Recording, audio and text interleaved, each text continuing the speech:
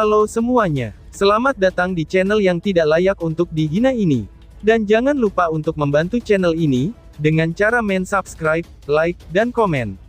Mohon maaf jika alur ceritanya tidak sesuai dengan isi videonya. Karena memang videonya belum rilis.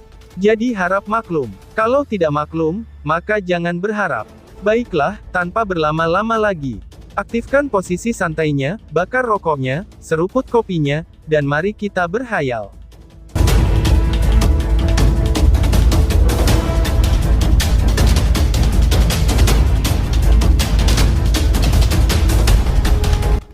Kita lanjut ke alur ceritanya. Ying Huan menatap pemuda yang bingung di samping mayat iblis itu, saat senyum menawan sekali lagi muncul di wajahnya yang cantik. Setelah itu, dia melambaikan tangannya ke arah Lindong. Lindong, apa kamu sudah bodoh? Hati-hati dengan mayat iblis itu, mungkin mayat itu bisa bangun lagi. Ucap Ying Huan. Lindong tidak bisa tertawa atau menangis di hadapan kata-katanya. Dia segera berkata, aku tidak pernah mengatakan bahwa kamu adalah beban. Lagi pula, kemungkinan aku yang akan menjadi beban bagimu di masa depan, jawab Lindong. Ying Huan memiliki identitas rahasia seorang reinkarnator. Meskipun Lindong tidak terlalu berpengetahuan tentang ini, dia bisa mengatakan, bahwa kekuatan Ying Huan akan sangat menakutkan setelah dia bangun. Pada saat itu, akan sangat sulit untuk menebak siapa yang akan menjadi beban sesungguhnya. Ying Huan mengedipkan matanya yang besar. Meskipun dia tidak mengerti mengapa Lindong mengatakan ini, dia tersenyum dan menjawab setelah berpikir. Jika hari itu pernah tiba, kamu dapat yakin bahwa aku tidak akan menyalahkan kamu karena menahan aku. Aku pasti akan melindungi kamu, balas Ying Huan. Ying Huan tanpa sadar menutup mulutnya, dan tertawa dengan cara yang manis setelah mengucapkan kata-kata itu. Dia mungkin membayangkan adegan di mana Lindong yang biasanya kuat, akan membutuhkan perlindungannya. Pasti akan menjadi pemandangan yang sangat lucu. Lindong menggelengkan kepalanya tak berdaya, dan tidak melanjutkan topik ini. Sebaliknya, dia mengalihkan pandangannya ke arah sekelompok cahaya putih di tangannya. Cahaya putih itu terasa cukup hangat. Pil seukuran ibu jari berputar di dalam cahaya putih, sementara life key yang misterius perlahan-lahan menyebar darinya. Lindong bisa merasakan keberadaan life key yang mulia ini, serta vitalitasnya yang tak ada habisnya. Apakah benda ini, yang dimaksud manik tulang kehidupan yang misterius? Tanya Ying Huan sambil berjalan mendekat pada saat ini, dan dengan penasaran menyaksikan gugusan cahaya di tangan Lindong. Ya, jawab Lindong. Lindong tersenyum dan mengangguk. Keberuntungannya cukup bagus kali ini. Jika para murid Sekte Pedang tidak datang dan mengusir dua mayat iblis, kemungkinan mereka akan terpaksa melarikan diri. Bagaimanapun, hanya berurusan dengan satu mayat iblis saja sudah menjengkelkan ini. Jika mereka dihadapkan dengan 4 sebagai gantinya, itu praktis akan menjadi bencana. Apakah para murid pedang sekte akan bisa berurusan dengan mayat iblis yang mengejar mereka, bukanlah sesuatu yang Lindong bahkan peduli untuk mempertimbangkan pihak lain terlibat melalui kesusahan mereka sendiri. Meskipun Lindong tidak memiliki niat untuk menyakiti mereka, dia juga tidak merasakan kecenderungan untuk membantu mereka. Lindong mengamati manik tulang kehidupan misterius di tangannya. Setelah itu, dia menyimpannya di storage ring-nya. Matanya tiba-tiba menyapu mayat iblis yang telah roboh di tanah. Dia merenung sejenak sebelum berjongkok, dan menyentuh jari iblis itu. Mayatnya terasa keras dan sedingin es. Tubuhnya jelas telah mencapai tingkat yang sangat kuat, setelah mengalami korosi ki iblis. Tingkat ketahanannya bahkan mungkin lebih besar dari Lindong, yang telah berlatih Green Heaven Materialist Dragon Skill. Apa itu? Ying Huan terkejut sesaat, ketika dia melihat tindakan Lindong dan bertanya dengan agak bingung. Tubuh fisik mayat iblis ini sangat kuat. Sayang kita harus meninggalkannya di sini. Lindong mengerutkan bibir dan menjawab. Tubuh mayat iblis seperti itu adalah yang paling disukai orang-orang dari 10.000 boneka sekte, karena mereka dapat memperbaikinya menjadi boneka yang kuat. Namun kami tidak memiliki keterampilan seperti itu. Selain itu, mayat iblis ini sangat unik karena diisi dengan ki iblis daerah iblis unik. Jika seseorang dengan santai memperbaikinya dan demonik ki memasuki tubuh seseorang, pikiran seseorang akan segera terkikis. Ucap Ying Huan. Menyempurnakannya menjadi boneka ya, gumam Lindong. Mata Lindong berkedip sejenak. Meskipun ia pernah memiliki boneka, ada semua produk lengkap yang ia ambil. Karena itu, ia secara alami tidak memiliki kemampuan untuk menghaluskan boneka. Namun jika itu tentang mengendalikan mayat iblis ini, perbuatan seperti itu mungkin tidak sepenuhnya mustahil baginya. Aku akan menempatkan roh Yuan aku ke mayat iblis ini. Ini seharusnya memungkinkan aku untuk mengendalikannya, bukan? Lindong mengangkat kepalanya dan berbicara kepada Ying Huan. Pikirannya tidak rumit. Saat ini dia sudah berhasil menggumpalkan roh Yuan. Jika dia menempatkan roh Yuan-nya ke dalam mayat iblis, dia akan dapat mengandalkan kekuatan roh Yuan untuk mengubah mayat iblis ini menjadi makhluk seperti boneka yang berada di bawah kendalinya. Tidak mungkin. Boneka iblis memiliki ki iblis yang sangat kuat di dalamnya. Orang biasa bahkan tidak akan berani memperbaikinya. Jika kamu menempatkan roh Yuan kamu di dalamnya, roh Yuan kamu akan segera terkikis oleh ki iblis itu. Apa bedanya dengan mencari kematian? Ying Huan buru-buru berkata. Wajahnya tiba-tiba berubah ketika dia mendengar kata-kata ini. Itu hanya untuk roh Yuan biasa. Balas Lindong. Lindong tersenyum sedikit. Dia segera mengulurkan tangannya, lalu sesosok Yuan spirit seukuran telapak tangan muncul di telapak tangannya. Banyak pola cahaya hitam tiba-tiba muncul di permukaan roh Yuan saat muncul. Pola cahaya ini samar-samar membentuk simbol yang sangat misterius. Sekilas, itu tampak seperti lubang hitam, dan devouring power diam-diam dipancarkan darinya. Ini adalah simbol leluhur yang melahap. Ucap Ying Huan terkejut. Ying Huan melihat simbol hitam yang muncul di permukaan roh Yuan, sebelum berbicara dengan lembut. Dari kelihatannya, dia tidak terlalu terkejut. Kemungkinan dia sudah sadar bahwa Lindong memiliki simbol leluhur yang melahap melalui cara tertentu. Ya, aku memiliki simbol leluhur melahap yang melindungi roh Yuan aku. Terlepas dari seberapa kuat ki iblis dari mayat iblis itu tidak akan bisa menggerogoti aku dengan cara apapun. Jawab Lindong sambil tersenyum dan mengangguk. Ini juga mengapa dia memiliki kepercayaan diri untuk menempatkan roh Yuan-nya ke dalam tubuh mayat iblis ini. Dia secara alami tidak akan berani melakukan sesuatu yang begitu bodoh, jika dia tidak memiliki simbol leluhur yang melahap. Karena bersama dengan simbol leluhur yang melahap, itu seharusnya tidak menjadi masalah. Balas Ying Huan sambil menghela napas lega. Saat itulah dia mengangguk. Bantu aku berjaga. Aku akan mencobanya, ucap Lindong. Mata Lindong agak bersemangat. Keganasan mayat iblis adalah sesuatu yang dia alami sendiri. Kemampuannya untuk menahan serangan fisik, bahkan menyebabkan dirinya merasakan sakit kepala yang tak tertandingi. Jika bukan karena dia membalikkan formasi alam semesta kuno dan mengaktifkan kekuatan disintegrasi yang telah dia temukan beberapa waktu lalu, kemungkinan dia tidak akan dapat mematahkan pertahanan sekuat itu. Karena itu, mayat iblis ini akan menjadi kekuatan pertarungan yang cukup hebat jika dia bisa mengendalikannya.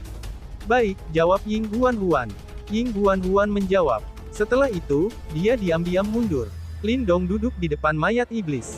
Dia pertama kali menenangkan fluktuasi kekuatan Yuan dalam tubuhnya. Setelah itu, ekspresinya perlahan menjadi serius.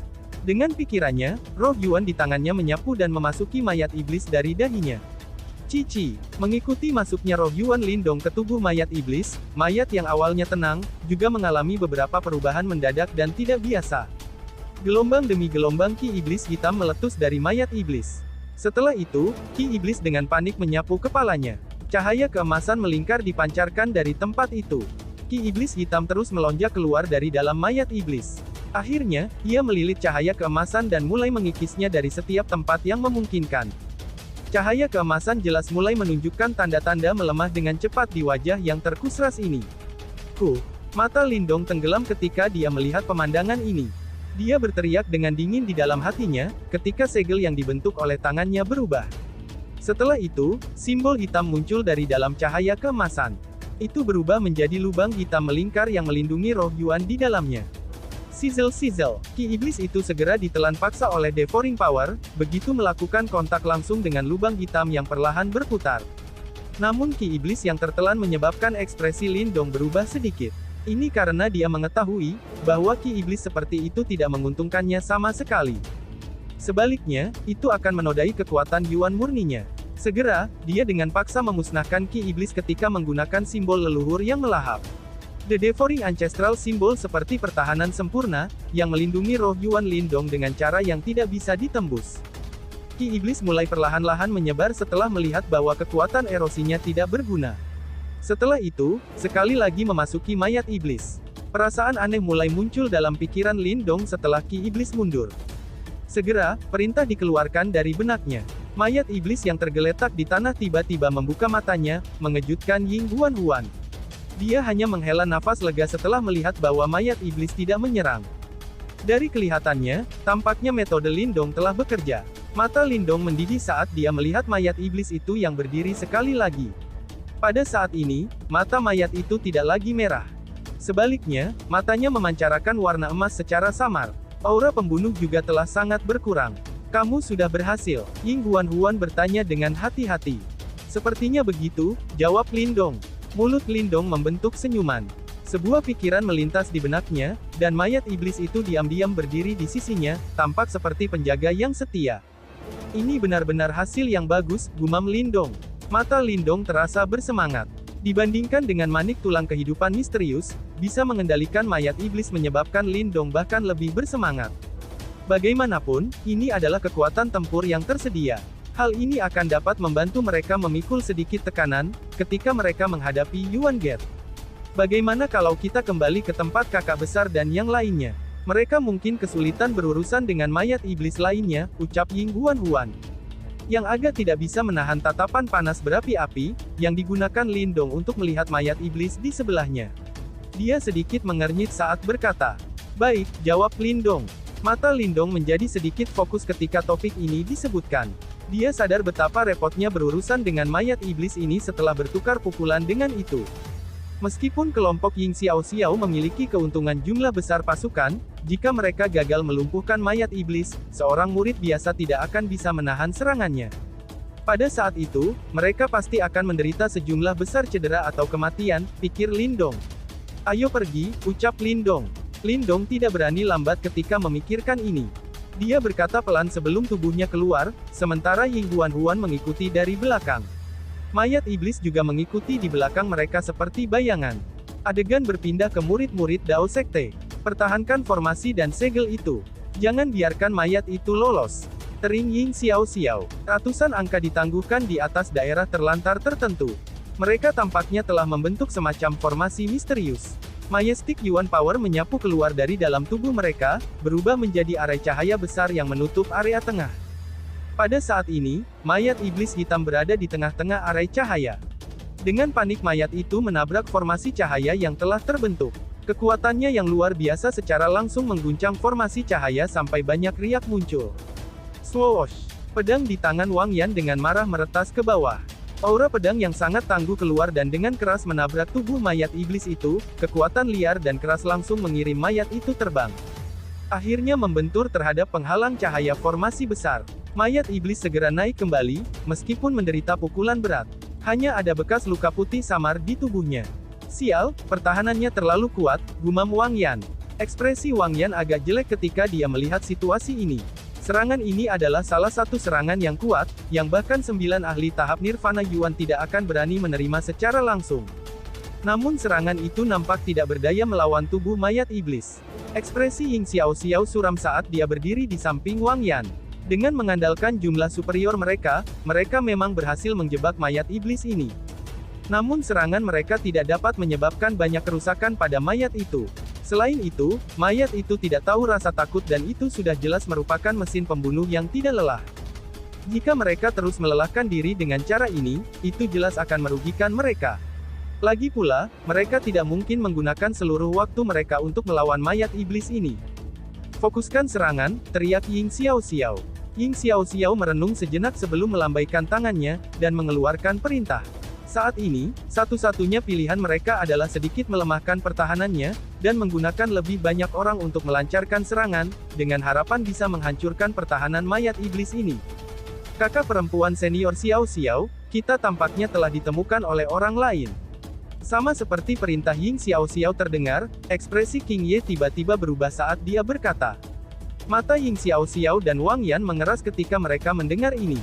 Mereka mengangkat kepala dan menemukan cukup banyak suara angin kencang, yang tiba-tiba muncul di langit dalam jarak yang cukup dekat.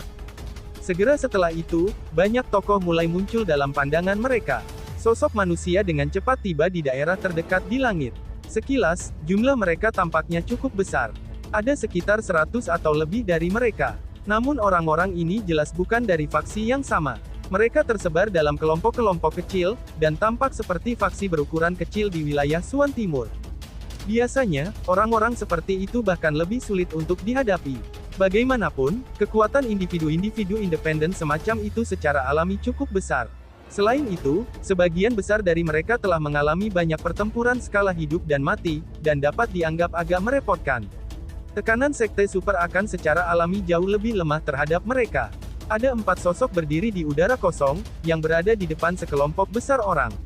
Keempatnya memiliki wajah setengah baya. Wajah mereka tipis, sementara kilatan yang tidak bisa disembunyikan berkedip di mata mereka. Mereka jelas individu yang berpengalaman. Iblis mayat ya, gumam seseorang. Pada saat ini, mata mereka menonton mayat iblis yang telah terperangkap oleh para murid Sekte Dao. Segera, tatapan mereka bergeser dan berhenti di dantian mayat iblis. Cahaya putih samar redup dari tempat itu. Pil yang bergulir di dalamnya segera menyebabkan mata cukup banyak orang menjadi panas mendidih. Pil tulang hidup misterius harta yang luar biasa. Orang-orang ini cukup beruntung. Seorang pria dengan hidung bengkok menatap ke kejauhan dengan mata panas berapi-api, sementara dia menjilat bibirnya dan berkata, "Ini adalah kelompok dari murid Dao Sekte."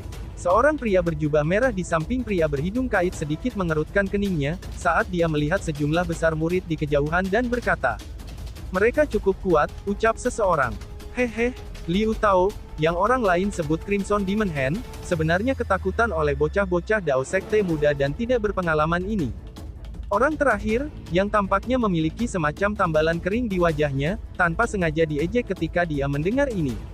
"Kugu, kamu harus berhenti membuat komentar sarkastik di depanku. Apa yang aku, Liu Tao, belum alami sebelumnya," ucap pria berjubah merah sambil tertawa dingin.